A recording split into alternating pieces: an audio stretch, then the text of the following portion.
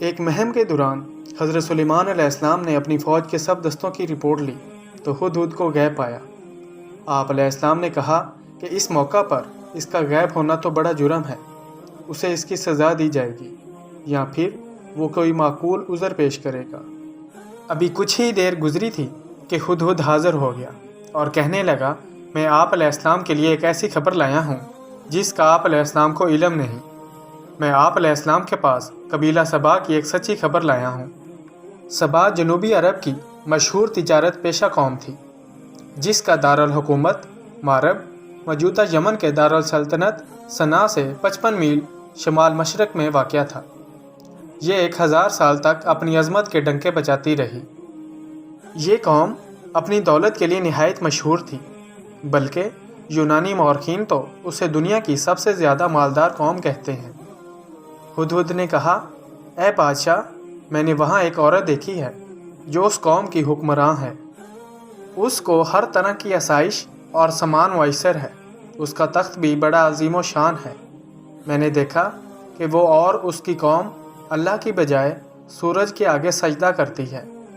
ابلیس نے ان کے اعمال ان کی نظر میں مرغوب کر رکھے ہیں اور انہیں راہ حق سے روک رکھا ہے، بس وہ ہدایت پر نہیں آتے کہ اس اللہ کو سجدہ کریں جو آسمانوں اور زمینوں کی پوشیدہ چیزیں نکالتا ہے، اور جو کچھ تم چھپاتے ہو اور ظاہر کرتے ہو وہ سب کچھ جانتا ہے۔ اس کے سوا کوئی معبود برحق نہیں، وہی عرش عظیم کا مالک ہے۔ حضرت سلیمان علیہ السلام نے فرمایا، اب ہم دیکھیں گے کہ تو نے سچ کہا ہے یا جھوٹ۔ میرا یہ خط لے جا کر انہیں دے دیں، پھر ان کے پاس سے ہٹ جانا اور دیکھنا کہ وہ کیا جواب دیتے ہیں۔ ہدہد نے حضرت سلیمان علیہ السلام کے حکم کی فوری تعمیل کی اور خط لے کر ملکہ سبا کے پاس پہنچا۔ روایت میں ہے کہ ملکہ سبا، جس کا نام بلقیس تھا، اس وقت بھی آفتاب کی پوجا کر رہی تھی۔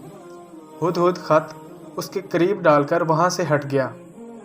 حدیث میں آتا ہے کہ 4 جانوروں کو قتل مت کرو: چونٹی، شہد کی مکھی، ہدہد اور سرد یعنی لٹورا۔ سرد کا سر بڑا، پیٹ سفید اور پیٹھ سبز ہوتی ہے، یہ چھوٹے چھوٹے پرندوں کا شکار کرتا ہے۔ ملکہ نے جب خط پڑھا تو متفکر ہو گئی اور فوری طور پر درباری طلب کر لیے۔ بلقیس کی مجلس شورا کے ارکان کی تعداد 313 تھی اور ان میں سے ہر ایک 10,000 افراد کا نمائندہ تھا۔ ملکہ نے کہا، اے اہل دربار، میری طرف ایک بڑا اہم خط پھینکا گیا ہے جو فلسطین اور شام کے عظیم فرمانروا سلیمان علیہ السلام کی جانب سے ہے، جسے بسم اللہ الرحمن الرحیم سے شروع کیا گیا ہے۔ اس میں کہا گیا ہے کہ ہم سرکشی چھوڑ کر اطاعت اختیار کریں اور مسلمان ہو کر سلیمان علیہ السلام کے آگے حاضر ہو جائیں۔ اب تم سب مل کر مجھے مشورہ دو، تم جانتے ہو کہ میں تمہارے مشورے کے بغیر کوئی کام نہیں کرتی۔ درباریوں نے کہا، اے ملکہ، ہم طاقتور اور جنگجو ہیں، جیسا آپ حکم دیں گے ویسا ہی ہم کریں گے۔ ملکہ نے کہا، بادشاہ جب کسی ملک میں گھس جاتے ہیں تو اسے تباہ و برباد کر دیتے ہیں اور وہاں کے معزز لوگوں کی تذلیل کرتے ہیں، چنانچہ ان سے لڑنا خلاف مسلط ہے۔ میں ان لوگوں کی طرف ایک ہدیہ بھیجتی ہوں، پھر دیکھتی ہوں کہ وہ کیا جواب دیتے ہیں۔ حضرت سلیمان علیہ السلام کی طرف تحائف بھیجنے کا مقصد ان کا امتحان لینا تھا کہ وہ واقعہ اللہ کے نبی ہیں یا محض ملک گیری چاہتے ہیں۔ قصہ مختصر، بلقیس نے بہت سارے تحائف کے ساتھ اپنے ایلچی کو حضرت سلیمان علیہ السلام کے دربار میں بھیج دیا۔ اسرائیلی روایات کے مطابق بلقیس نے جو تحائف بھیجے ان میں سونے کی اینٹیں، جواہرات، 100 غلام، 100 کنیزیں اور ملکہ کا ایک خط بھی تھا۔ اللہ تعالیٰ نے اپنے نبی کو ان تحائف کی تفصیلات وحی کے ذریعے پہلے ہی بتا دی تھیں۔ حضرت سلیمان علیہ السلام نے جنات کو حکم دیا کہ شہر میں داخل ہونے والے راستے پر سونے چاندی کی اینٹوں کا فرش بچھا دیا جائے۔ راستے کے دونوں جانب سونے کے عجیب الخلقت جانور کھڑے کر دیے جائیں۔ وزراء اور عمال سلطنت کی تمام کرسیوں کو سونے کا کر دیا جائے۔ دربار کو ہیرے جواہرات سے مزین کیا جائے۔ الغرض، جب بلقیس کے قاصد وہاں پہنچے اور انہوں نے یہ سب دیکھا تو شرمندہ ہوئے اور معروب بھی۔ حضرت سلیمان علیہ السلام نے قاصدوں سے کہا، کیا تم لوگ مال سے میری مدد کرنا چاہتے ہو؟ مگر دیکھ لو، جو کچھ اللہ نے مجھے دے رکھا ہے وہ اس سے بہت زیادہ ہے جو تمہیں دیا ہے، لہٰذا تمہارا تحفہ تمہیں مبارک ہو۔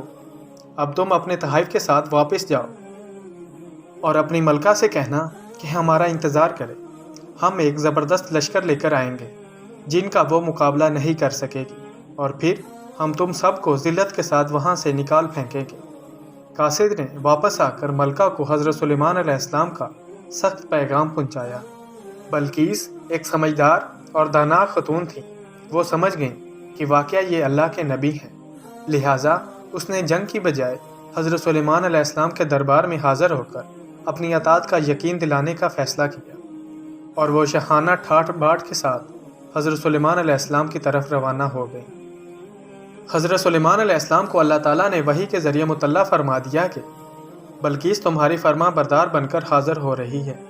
چنانچہ حضرت سلیمان علیہ السلام نے اپنے درباریوں سے کہا، تم میں سے کون ملکہ کا تخت میرے پاس لا سکتا ہے قبل اس کے کہ وہ لوگ مسلمان ہو کر میرے پاس پہنچیں؟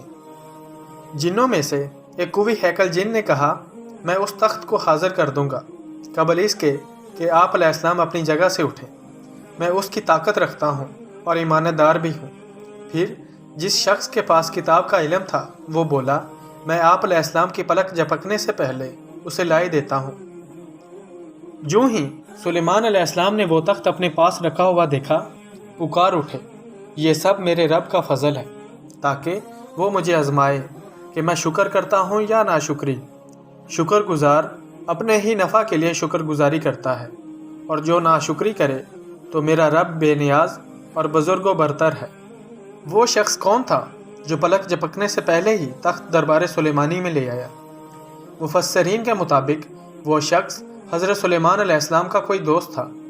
ابن اسحاق نے اس کا نام آصف بن برخیہ بتایا ہے۔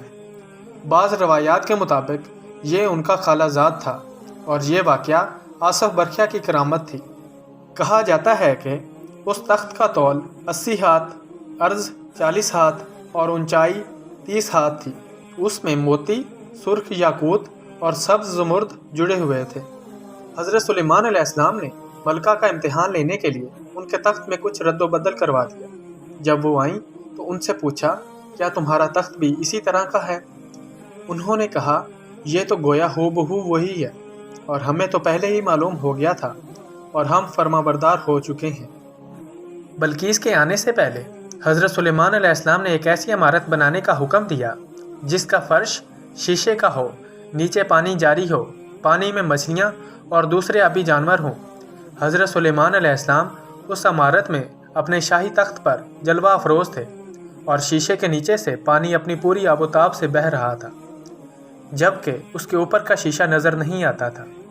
بلقیس کو اسی محل میں لایا گیا۔ ارشاد باری تعالیٰ ہے، جب اس نے اس فرش کو دیکھا تو اسے پانی کا حوض سمجھا اور کپڑا ہٹا کر اپنی پنڈلیاں کھول دی۔ سلیمان علیہ السلام نے کہا، یہ ایسا محل ہے جس کے نیچے بھی شیشے جڑے ہوئے ہیں۔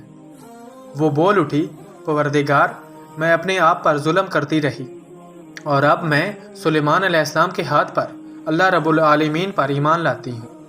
ملکہ سبا کے مسلمان ہونے کے بعد کیا ہوا، قرآن کریم میں اس کی تفصیل نہیں ملتی، تاہم تفسیری روایات کے مطابق ان کا حضرت سلیمان علیہ السلام سے نکاح ہو گیا تھا۔ ابن عساکر کی حضرت اکرمہ سے روایت ہے کہ مسلمان ہونے کے بعد بلقیس حضرت سلیمان علیہ السلام کے نکاح میں آ گئی تھیں، اور آپ علیہ السلام نے ان کے ملک واپس بھیج دیا تھا۔ حضرت سلیمان علیہ السلام نے یمن میں ان کے لیے 3 محل تعمیر کروائے۔ آپ علیہ السلام وہاں تشریف لے جاتے اور 3 روز قیام فرماتے۔ واللہ عالم۔ سورہ سبا کی آیت نمبر 14 میں حضرت سلیمان علیہ السلام کی وفات کے بارے میں فرمایا گیا ہے، پھر جب ہم نے ان پر موت کا حکم صادر کر دیا تو ان کی خبر جنات کو کسی نے نہ دی سوائے گن کے کیڑے کے، جو ان کا سا کھاتا رہا۔